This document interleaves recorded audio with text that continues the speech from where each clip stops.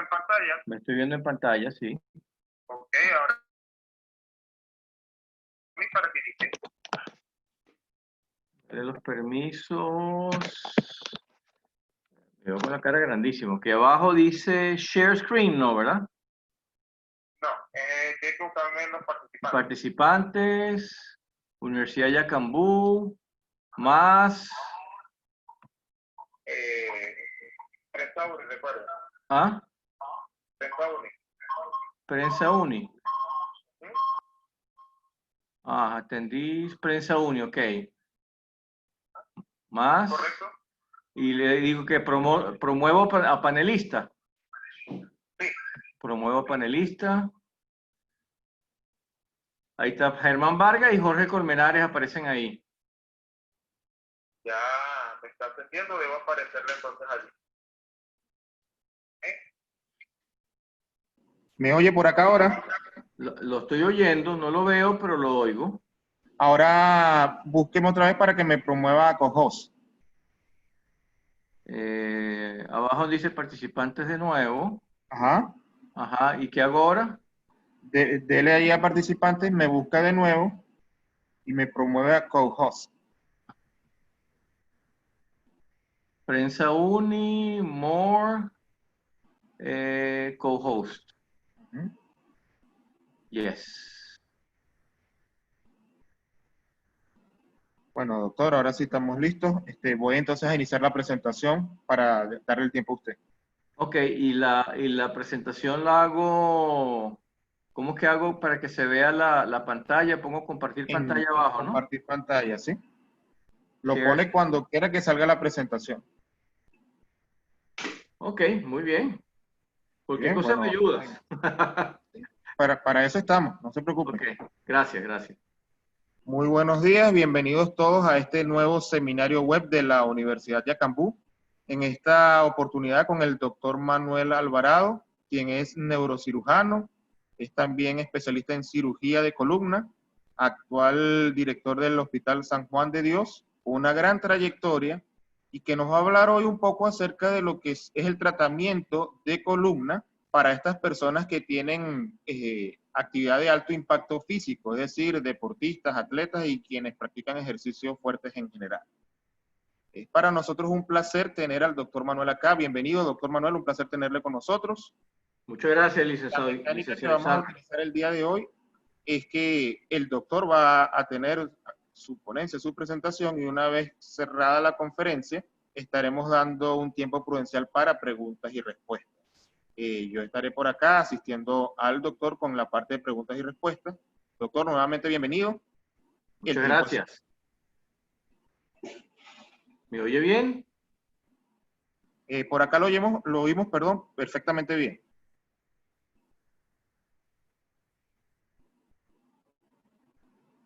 ¿Ya comienzo?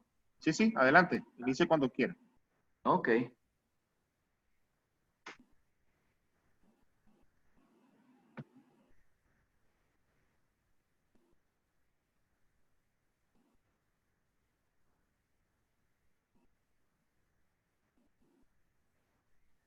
Buenos días a todos los participantes. Muchas gracias por estar en este webinar de la Universidad Yacambú de Barquisimeto, Venezuela.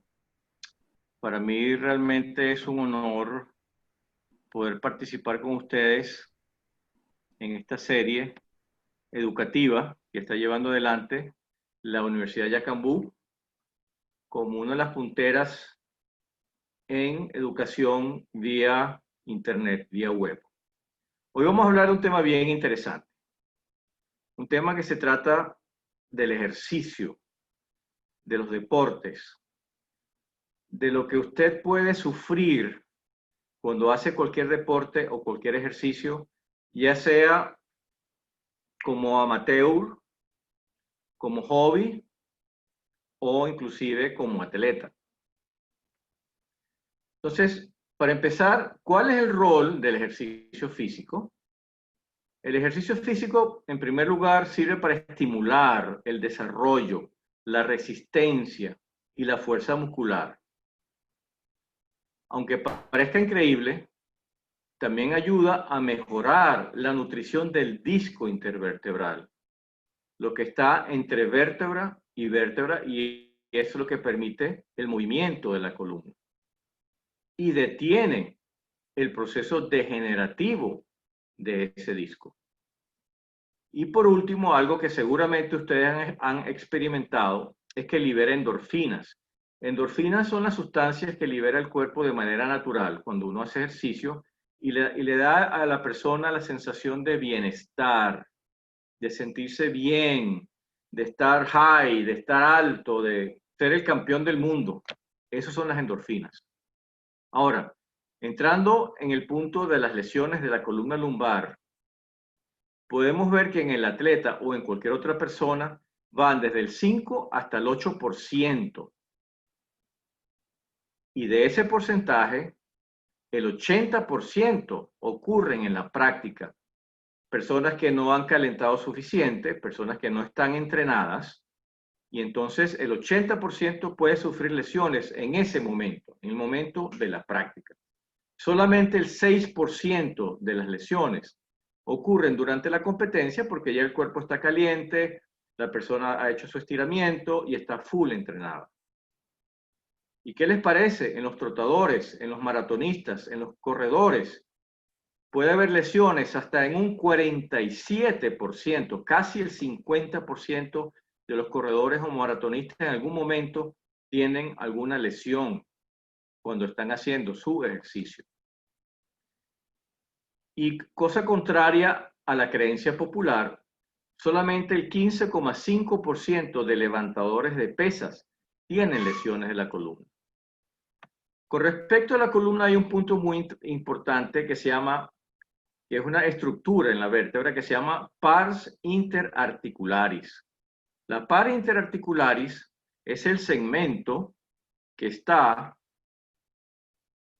entre una articulación y otra, este segmento que está aquí, que lo ven con el puntero, y que permite que la vértebra superior se articule con la vértebra inferior a través de esta articulación que está aquí. La vértebra inferior de esta vértebra se articula con la articulación superior de esta vértebra, que es la inferior, y eso permite que las dos vértebras estén alineadas y estén articuladas.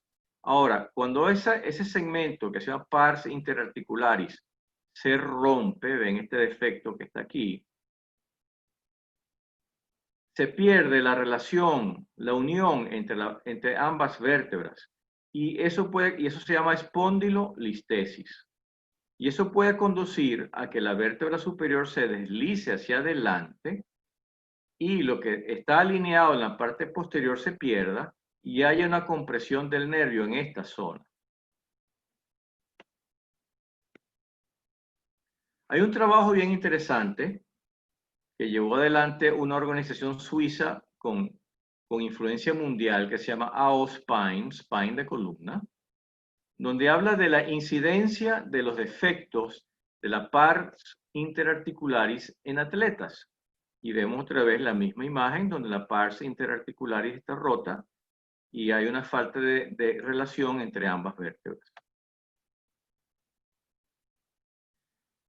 En ese artículo se revisaron 509 publicaciones y al final se quedaron solamente con 114, que fueron las que se utilizaron para publicar este artículo porque las otras no cumplían con los requisitos necesarios científicos y académicos para ser tomadas en cuenta. Ahí demostraron que el 60% de los atletas con dolor lumbar, o sea, cualquier atleta que tenga dolor lumbar, el 60% de ellos tiene un defecto de eso que hablamos de la pars interarticularis. Y si nos vamos a diferentes actividades, vemos que los clavadistas, por ejemplo, tienen un 35%, el cricket casi un 40%, el béisbol o el softball parece increíble, pero tiene casi un 30%, el rugby 22%, levantamiento de pesas 19%, ping-pong 15%, lucha libre 14%, de ruptura de la pars interarticularis. Ahora, del 74 jugadores que consiguieron en ese estudio con espondilolisis, recuérdense que la espondilolisis es la ruptura de la pars, casi el 95% de ellos se sometieron a tratamiento conservador, no se quisieron operar. Y solamente alrededor del 5% se sometieron a cirugía. De todos ellos, el 82% pudo regresar a su nivel de juego anterior, al nivel que tenían. El resto simplemente se retiró o no se reportó en el estudio. Ahora, la literatura actual muestra que los defectos de la pars articularis es mayor en la población de los atletas. Y siendo de los atletas, es mucho mayor en los clavadistas. Lamentablemente todavía no existe un gold standard, un estándar de oro para el manejo de estos defectos de la pars interarticularis.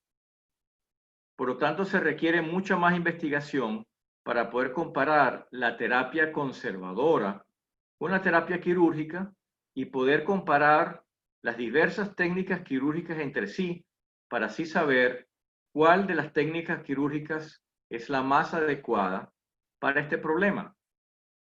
¿Cuáles son los factores de riesgo para tener esa fractura o ese defecto de la pars interarticularis? Porque ustedes dirán, bueno, ok, ¿cuáles son los riesgos que yo puedo tener?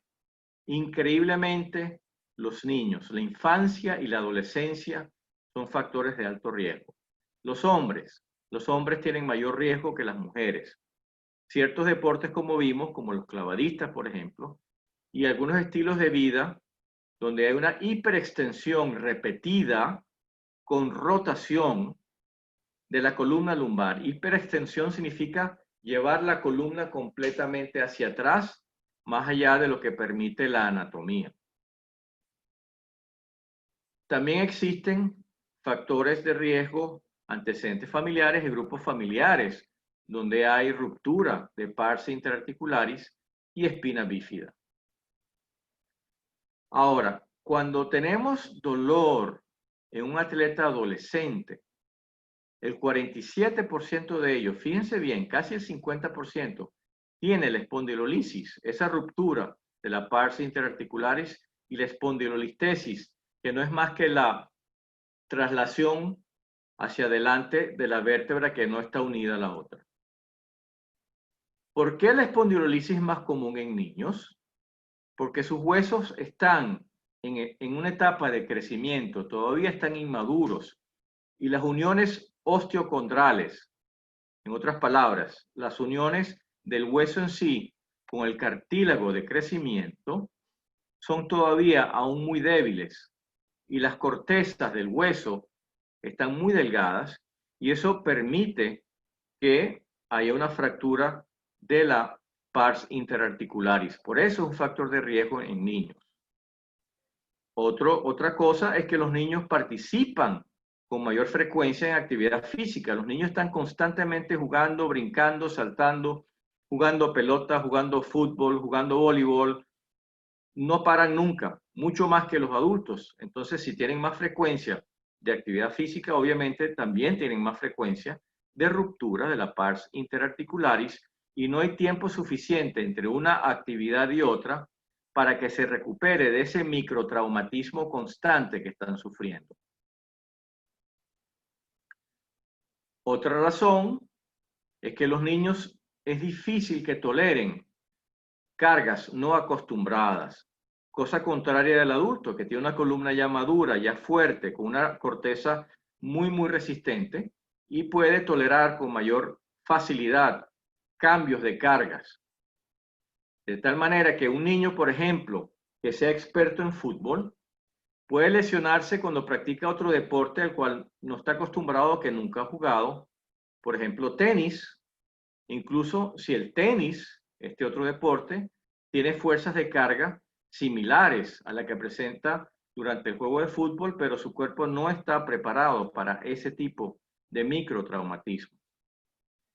Y los adultos, como le dije, a menudo no desarrollan lesiones porque sus vértebras, su columna está mucho más fortalecida, ya está desarrollada. ¿Qué pasa con los sexos? El hombre desarrolla una espondilolisis, la ruptura de la pars, mucho más frecuentemente que las mujeres, 2 a 1. Pero las mujeres tienen más probabilidades de desarrollar una espondilolistesis severa. En otras palabras, tienen más probabilidades de que esa vértebra se traslade hacia adelante de manera muy severa y el canal espinal sea comprimido por esa traslación. Aquí tenemos la imagen de un disco intervertebral. La parte blanca central es el núcleo pulposo. Esto es lo que permite al disco funcionar como un amortiguador. Y lo que está a los lados, que se llama anillo fibroso, es lo que mantiene contenido en el centro del núcleo. Y este anillo fibroso funciona como una cincha, como una correa muy, muy resistente que mantiene ese núcleo pulposo adentro. Ahora, el disco es una estructura que es muy poco vascular. Si pueden ver en la diapositiva, ven que los vasos arteriales, la circulación, llega solamente hasta el borde. La nutrición del disco se hace a través de un fenómeno de ósmosis, a través de esta placa, a través de este borde, es como se nutre el disco. Y es muy avascular, lo cual lo hace muy vulnerable a tener fallas por fatiga del mismo. ¿Cuál es su función? Como les dije, permite el movimiento de la columna, permite la transferencia de las cargas axiales entre una vértebra y otra, permite el movimiento de flexión y extensión, movimiento de flexiones laterales, movimientos de rotación y movimiento de traslación. Aquí vemos la carga a las cuales están sujetas los discos y que permite que el núcleo pulposo funcione como un amortiguador. Ahora, él soporta junto con la vértebra, junto con el cuerpo vertebral, el 80% de la fuerza compresiva de una persona cuando está de pie. Bastante, porcentaje muy elevado. El otro porcentaje, el 20%, lo soportan las estructuras posteriores, los ligamentos y las facetas articulares. Y su propiedad biomecánica depende fundamentalmente de que este núcleo esté bien hidratado. Como les dije, el anillo fibroso está formado por una sustancia llamada colágeno en forma de láminas que están dispuestas en 30 grados y contienen el núcleo pulposo en su centro, permitiendo que el disco se mueva. Ahora, ¿de qué está compuesto el núcleo pulposo? Está formado principalmente por agua y por una sustancia llamada proteoglicanos, que no es más que la mezcla de polisacáridos con proteínas. Y esa mezcla, especialmente cuando está bien hidratado, permite que el disco tenga una compresión y una deformación temporal. Cuando el disco está sujeto a esa carga mecánica, a esa carga que uno le pone estando de pie o haciendo un deporte o levantando una carga pesada, esa propiedad, esa hidratación es lo que deforma el disco y lo convierte en amortiguador. Pero eso funciona a expensas de salida del agua del disco, que luego, posteriormente, como les dije, por ósmosis, debe entrar. Ahí sale el agua, en esa forma. Un punto interesante con respecto al ejercicio es que nuestra altura cambia durante el ejercicio debido a la compresión de los discos, porque al disco comprimirse y salir el agua, se achica, su altura disminuye y por lo tanto disminuye también la altura de la persona.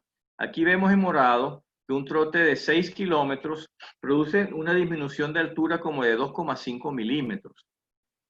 Un entrenamiento con pesa disminuye 5 milímetros. Y una carga estática de 40 kilos puede disminuir hasta un poquito más de 1 centímetro de altura de la persona. ¿Qué pasa cuando la persona corre un maratón? En los hombres, en los primeros 10 minutos, la altura del hombre disminuye 2,5 centímetros. 24 horas después puede disminuir hasta casi 1 centímetro, 8 milímetros. En las mujeres disminuyen un poquito más de 1,5 centímetros durante los primeros 10 minutos y 24 horas después vemos que su altura ha disminuido casi 3 milímetros.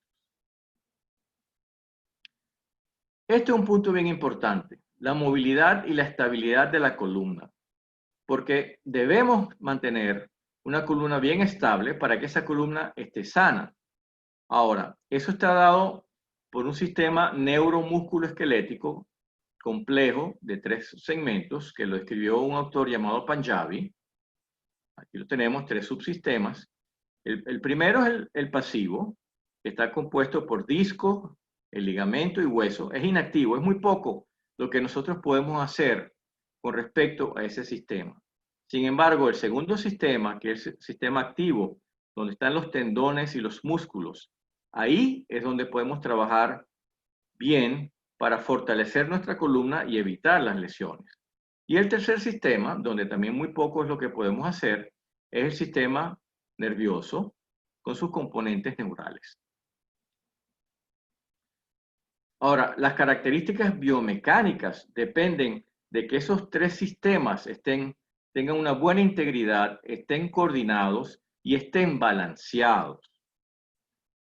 De tal forma que una lesión o un proceso degenerativo de cualquiera de esos 3 sistemas rompe este balance, que es un balance muy delicado, y hace que haya una transferencia de fuerzas no favorables a estructuras de la columna que no deben soportar ese tipo de cargas y se pueden lesionar. Aquí vemos la postura. ¿Qué pasa con la postura de las personas y los problemas de columna vertebral? En el lado izquierdo vemos una postura normal, donde las facetas articulares, las articulaciones están funcionando perfectamente. Sin embargo, en otras, donde por ejemplo hay un aumento de la curvatura lumbar o donde la escápula está hacia atrás, o donde hay una pérdida de la curvatura de la columna dorsal, o simplemente un paciente que tiene una columna completamente plana. Abajo vemos que las facetas articulares están sujetas a fuerzas inapropiadas, por lo tanto comienzan a degenerarse, comienzan a aumentar de tamaño, e incluso en la pars articularis, en esta zona que ven aquí, puede haber rupturas por esas fuerzas inapropiadas a las cuales está sujeta las facetas articulares. Lamentablemente, el 90% de los individuos tienen desequilibrios en su postura. Y esos problemas en la postura trae, como les acabo de mencionar, tensiones mecánicas que a la larga lo que trae son lesiones de la columna. Aquí vemos una fotografía de cadáver muy linda. A la izquierda vemos un disco normal, esto rojito es la vértebra, esto otro rojito es la otra vértebra, igual que esto. Y lo que está en el centro, esto blanquito amarillento, son los discos. Fíjense que aquí vemos perfectamente la diferenciación de lo que es el núcleo pulposo con el anillo fibroso. Aquí también núcleo pulposo con anillo fibroso alrededor. Este es el canal espinal, por donde pasan los nervios, y en segmentos más superiores pasa la médula. Aquí vienen las espinas,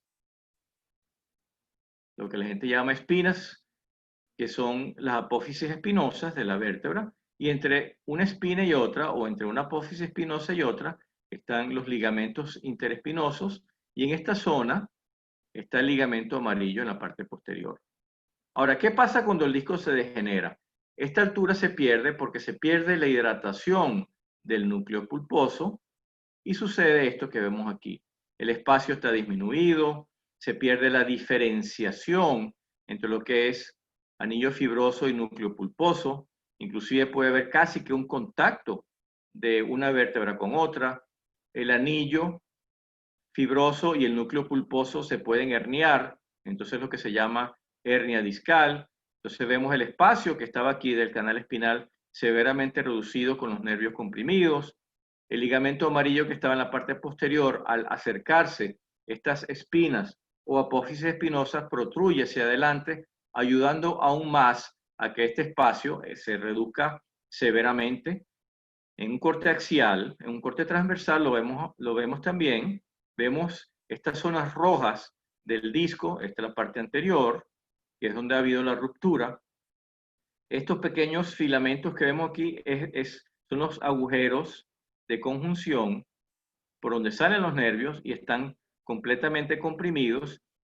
Y las facetas articulares, que son estas dos, esta con esta y esta es la unión de ellas, están grandes, están hipertrofiadas, crecieron mucho porque la carga mecánica a la cual estaban sujetas por la degeneración del disco fue mucha y el hueso tiene una tendencia de crecer para poderse proteger. Sin embargo, no solamente crece hacia atrás, sino también crece hacia adelante y el agujero o foramen por donde salen los nervios se compromete severamente.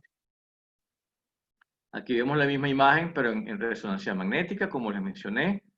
Ven aquí, este es un disco perfectamente hidratado, este es un disco que no está bien hidratado y se hernió, y el espacio, estas rayitas que ven aquí son los nervios, el espacio por donde pasan los nervios, es más, este se ve desplazado y comprimido por esta hernia discal, y si recordamos la imagen anterior, la zona de salida, los forámenes, los agujeros de conjunción por donde salen los nervios, están reducidos porque las facetas articulares han crecido mucho, además de la hernia discal que está aquí, y ha reducido ese espacio.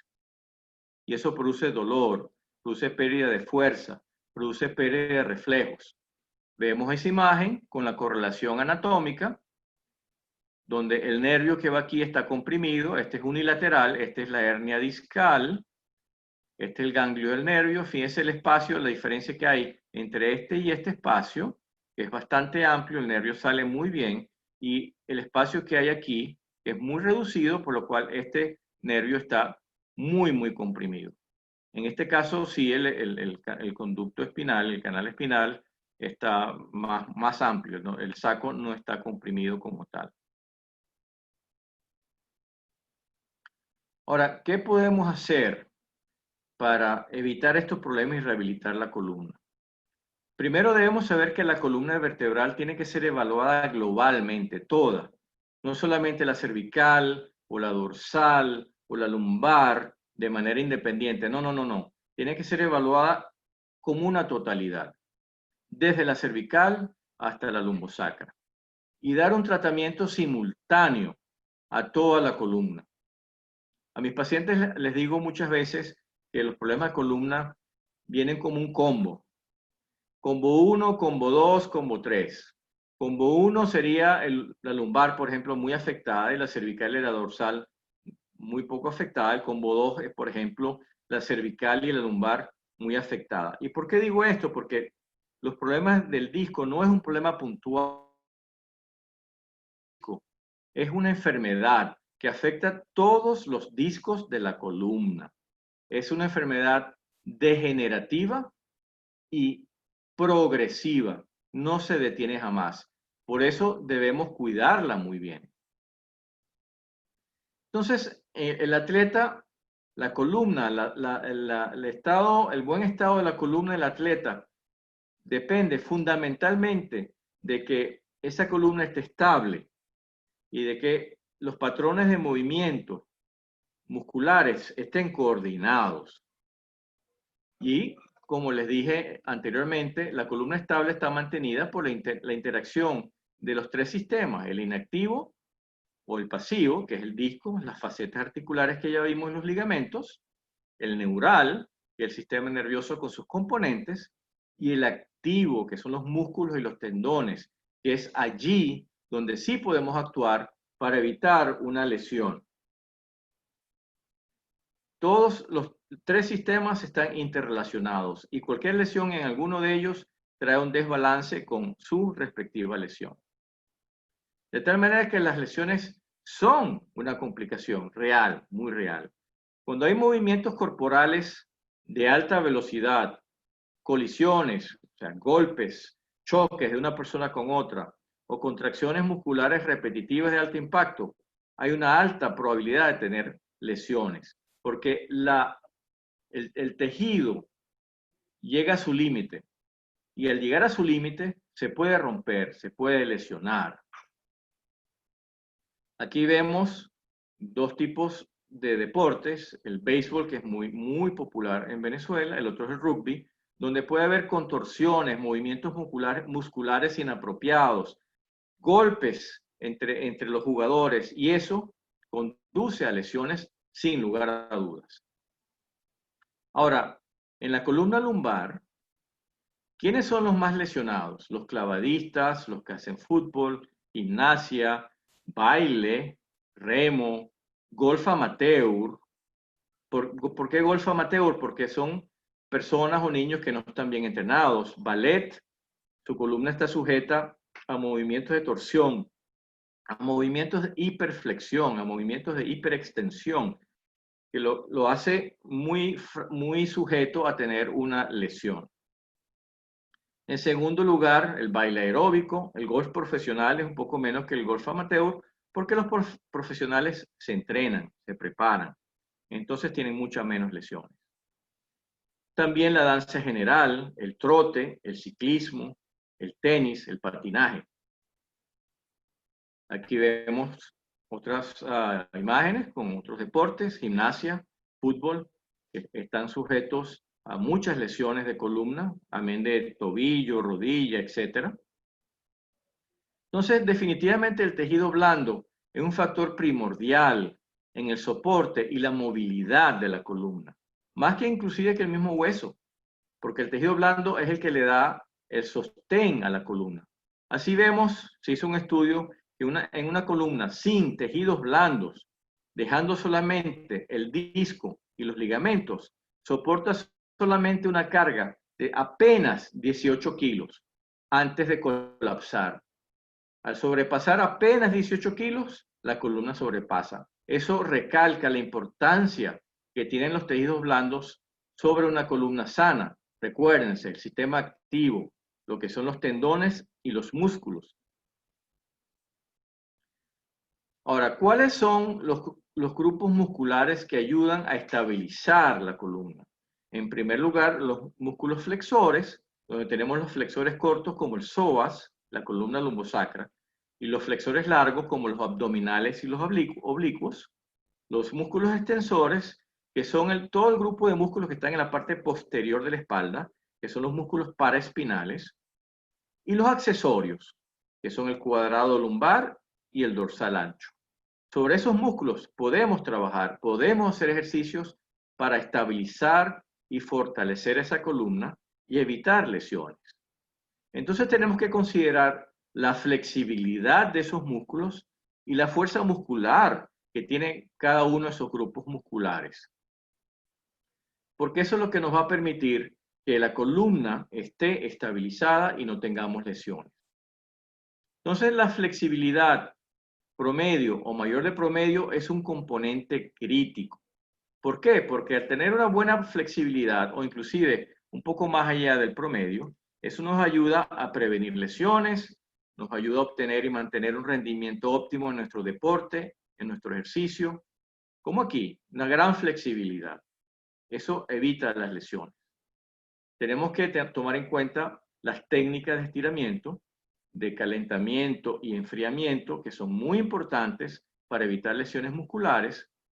Debemos trabajar grupos musculares mayores. Primero hacer un calentamiento suave, lento, que el músculo se caliente, que se prepare para el ejercicio. No comenzar un ejercicio con el músculo frío, no caliente. Repetirlo 3 a 5 veces, hacer un estiramiento estático sostenido para que las fibras musculares se estiren y se preparen para el ejercicio, con una duración de más o menos 10 a 30 segundos, pero hay que tener cuidado de no estirar excesivamente, porque hay personas que piensan que si estiran mucho, el ejercicio, el músculo, se prepara mejor para el ejercicio. No, no, no, no. Si hacemos un estiramiento excesivo, entonces las fibras musculares se pueden romper, se pueden lesionar incluso durante ese estiramiento y se va a empeorar en el momento del ejercicio. Al finalizar el ejercicio, por favor recordar de hacer un estiramiento suave también, hasta que el músculo se enfríe. El otro punto es la fuerza muscular. Es muy importante, sin lugar a dudas, también tener un músculo fortalecido. Y es el estándar de cualquier programa de acondicionamiento muscular. Pero debemos considerar que las estructuras vertebrales limitan el rango de movimiento. No debemos llevar un movimiento de la columna más allá de lo que la anatomía lo permite, porque podemos romperla, podemos fracturarla. Y tenemos que recordar que los músculos que controlan los movimientos espinales trabajan en grupos. Ya vimos los flexores, los extensores y los accesorios. No trabajan de forma aislada, de tal manera que tenemos que trabajar todos los que deben estar dirigidos a esos tres grupos musculares. Ahora, ¿qué pasa con los famosos cinturones o fajas que las personas se colocan para hacer ejercicio? ¿Realmente sirven para algo? Hay muchas controversias sobre su utilidad. ¿Servirán o no servirán? En el año 2000, el Instituto Nacional de la Seguridad y Salud Ocupacional de los Estados Unidos y la Administración de Seguridad y Salud Ocupacional también, no existen suficientes estudios que demuestren que el uso de los cinturones o fajas sean efectivos para evitar lesiones en la columna. Simplemente dan una falsa sensación de seguridad y producen un aumento de la presión intraabdominal. Entonces, ¿cuál es la mejor faja que nosotros podemos tener? ¿La más cara que podamos comprar en el mercado? No, no, no, no. La mejor faja que podemos tener para evitar una lesión de la columna lumbar son los músculos de nuestro cuerpo, los flexores, los extensores y los accesorios. Eso produce una especie de cincha o faja que nos ayuda a mantener la columna balanceada, estable. Por eso debemos trabajar esos grupos musculares muy bien. Ahora, ¿cuáles son el grupo espinal extensor? Todos los músculos que van por la parte posterior de la columna, desde la columna cérvico-dorsal hasta los glúteos y pelvis. Estos son ejercicios que podemos hacer para fortalecer ese grupo muscular espinal extensor. El otro grupo que mencionamos es el grupo espinal de los flexores. Va desde los esternocleidomastoideos en el cuello hasta todos los planos musculares del tórax en la parte anterior, los abdominales, los iliozoas y los pélvicos anteriores. ¿Cómo trabajamos esos músculos? Con ejercicios similares a esto. Y no debemos olvidar el grupo muscular accesorio, cuadrado lumbar y dorsal ancho. Estos son los ejercicios con los cuales podemos trabajar tanto el cuadrado lumbar como el dorsal ancho. Entonces, volviendo al punto de la estabilización espinal. La rehabilitación actualmente de la columna pone un gran énfasis en la importancia de esos programas de estabilizar la columna. Son muy, muy importantes. Tenemos el concepto de la posición neutra de la columna, ya que tenemos que estabilizar y alinear los segmentos móviles de la columna, así como la posición de los hombros y la pelvis. Restaurarlos a su alineación y a su balance natural. De tal manera que es importante, es indispensable establecer un programa de acondicionamiento y de fortalecimiento muscular progresivo para evitar lesiones, especialmente a medida que avanzamos en la edad. Porque no es lo mismo un joven de 15, 20 años, donde su programa de acondicionamiento es muy rápido, lo hace en cuestiones de minutos, días o semanas, a una persona de 60 años que requiere un programa de acondicionamiento y fortalecimiento progresivo, mucho más lento en el tiempo, para evitar esas lesiones. El programa debe ser, individualizado. No todos los seres humanos somos iguales, no tenemos las mismas capacidades ni resistencias, ni tampoco nuestro desarrollo muscular es igual. Tenemos que hacer un programa diario, todos los días, no solamente los fines de semana, porque ahí viene el concepto de los atletas o deportistas de fines de semana, donde el fin de semana tratamos de hacer mucho ejercicio y vienen las lesiones. Tenemos que hacer un ejercicio diario, todos los días, dándole descanso 1 o 2 días a la semana para que el músculo se recupere. Siempre, siempre debemos iniciar con trabajos de estabilización. No realizar compresión axial, a menos que nos dediquemos al deporte de levantamiento de pesas, donde sin lugar a dudas, y es parte de nuestro deporte, parte de nuestra actividad, tenemos que levantar peso, tenemos que tener una compresión axial importante. No debemos realizarlo porque eso lesiona el disco. Recuérdense que cuando hay una compresión, el disco pierde agua por la misma compresión y luego en la fase nocturna, especialmente cuando estamos durmiendo, ese disco se reabastece, se llena otra vez de esa agua que perdió. Mientras más compresión axial le demos al disco, más probabilidad de lesiones podemos tener en ese disco. Debemos detener el ejercicio si aparece dolor. No la molestia muscular que ya todos conocemos cuando hacemos ejercicio. Si aparece un dolor, debemos detener el ejercicio porque el músculo está lesionado. Y si continuamos, el músculo se va a lesionar aún más. Combinarlo con actividades aeróbicas, lo cuales son muy importantes. Y de promedio, tenemos que pensar 3 meses para lograr un aumento en la función muscular y disminuir el dolor producido por los ejercicios. Recuérdense, el programa debe ser individualizado. Los niños y los adolescentes tienen que ser controlados de manera rigurosa durante los deportes para que no hayan lesiones. Recuérdense que hablamos que casi el 50% de niños y adolescentes con dolor lumbar tiene una espondilolisis y puede también tener una espondilolistesis.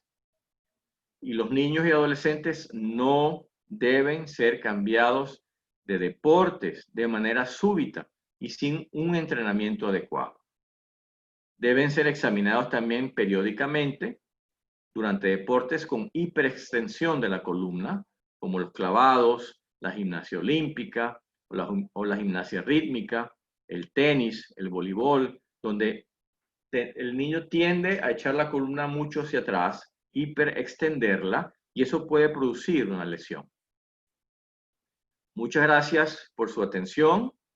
Espero que hayan aprendido algo. Por favor, tomen en cuenta los conceptos que les acabo de dar para evitar lesiones de columna. Y recuerden, los niños y los adolescentes hay que cuidarlos, hay que vigilarlos y hay que entrenarlos adecuadamente para que no tengan lesiones. Porque un niño lesionado de la columna, un niño con la pars interarticularis fracturada, es una lesión que va a llevar por el resto de su vida. Muchas gracias.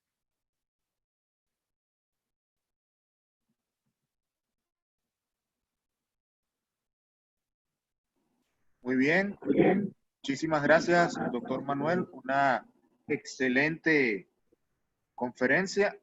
Y estamos pues abriendo el ruedo en este momento para nuestros participantes, quienes deseen hacer algún comentario, tengan alguna pregunta que hacer al doctor, este es el momento propicio para hacer.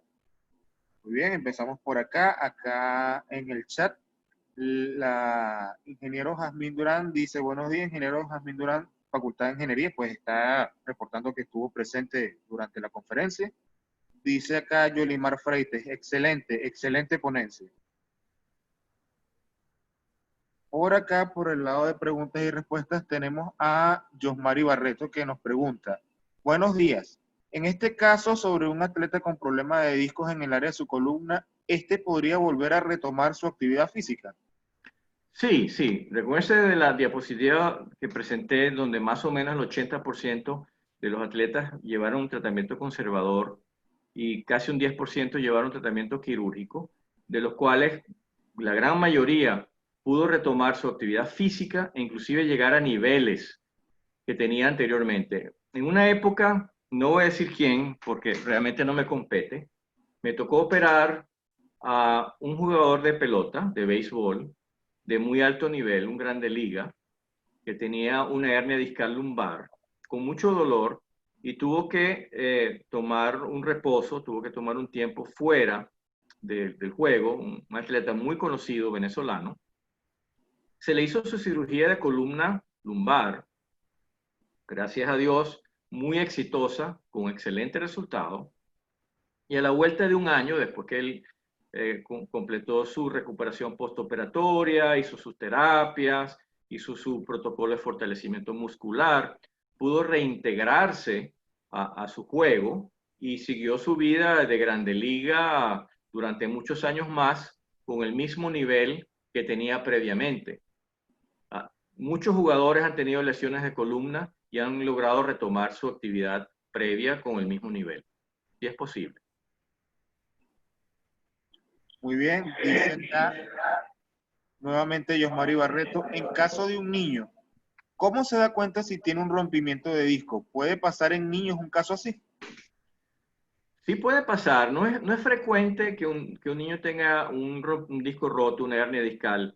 En mis más de 30 años de ejercicio de neurocirujano y cirujano de columna, me han tocado 3 o 4 pacientes de 16, 18, 14 años con hernias discales, y la gran mayoría de ellos se recuperó sin necesidad de cirugía, solamente tuvo que operar uno porque la ruptura era muy, muy grande.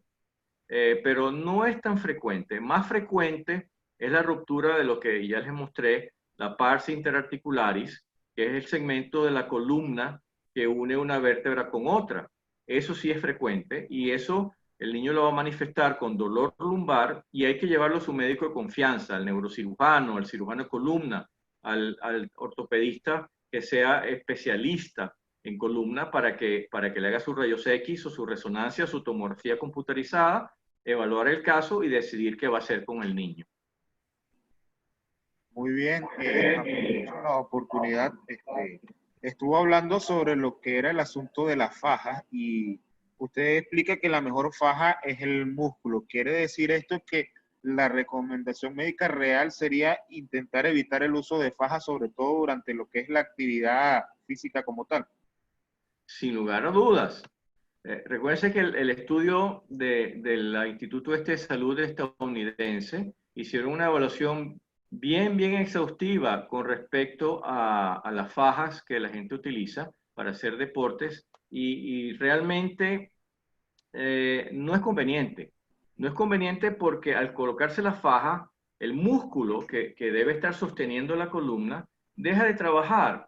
Es algo así como cuando alguien tiene una fractura de un hueso, del brazo, le ponen un yeso, cuando a la persona le sacan el yeso, ustedes ven que el brazo está flaquito. Igual pasa con la pierna, están flaquitos, porque el músculo dice, bueno, ¿para qué voy a trabajar si tengo algo que lo está sosteniendo? Con respecto a la faja pasa lo mismo.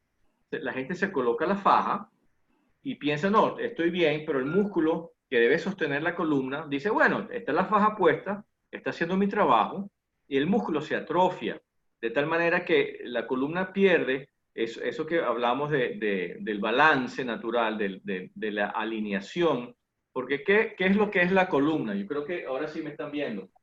La columna no son más que vértebras unidas por el disco.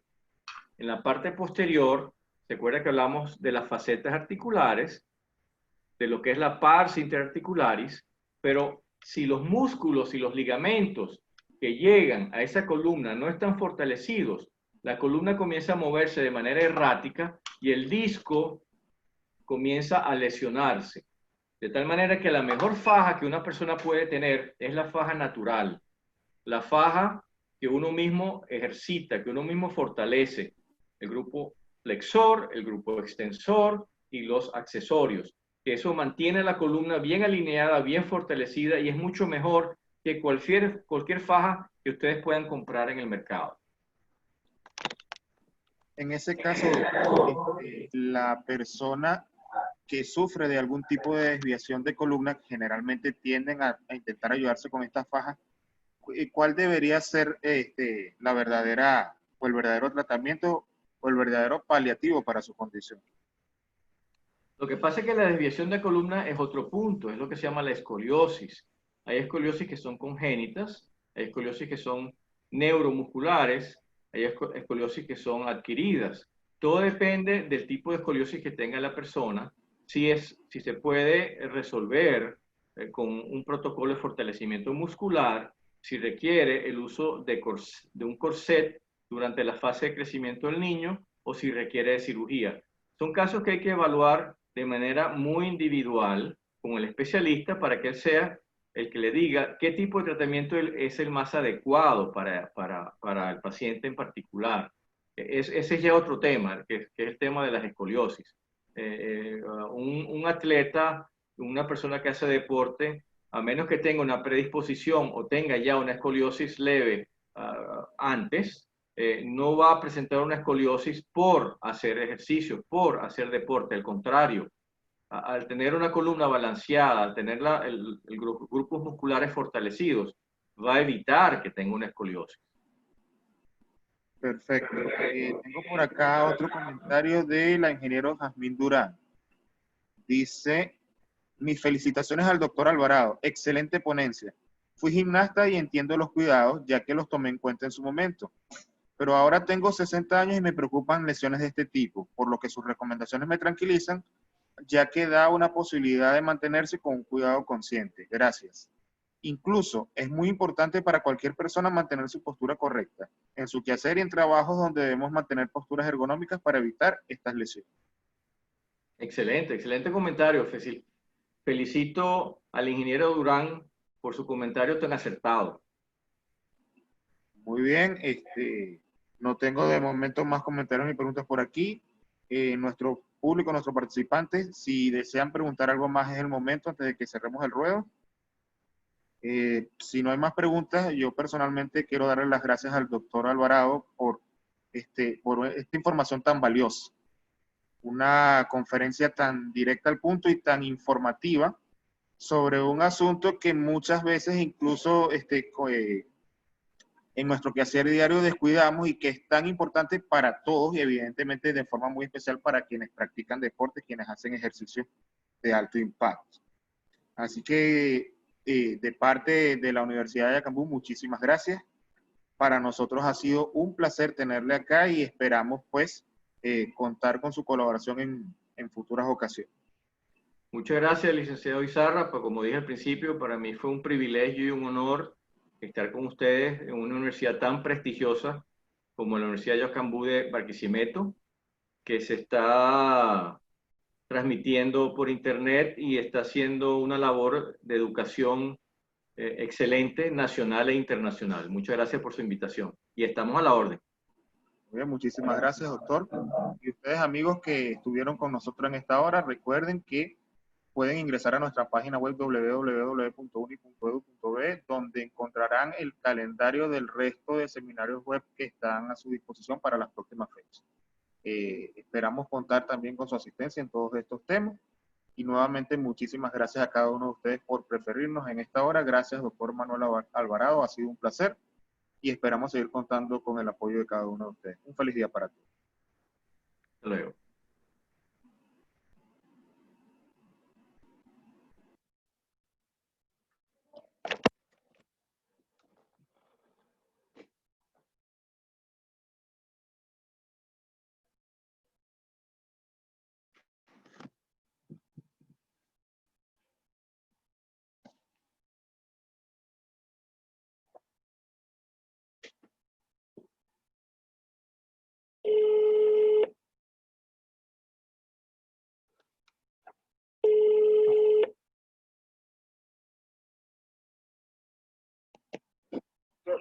Buenos días, Mauricio. Disculpa que no te atendiera, pero estaba en un webinar de la Universidad de Yacambú de Barquisimeto y acabo de finalizar. Qué bueno.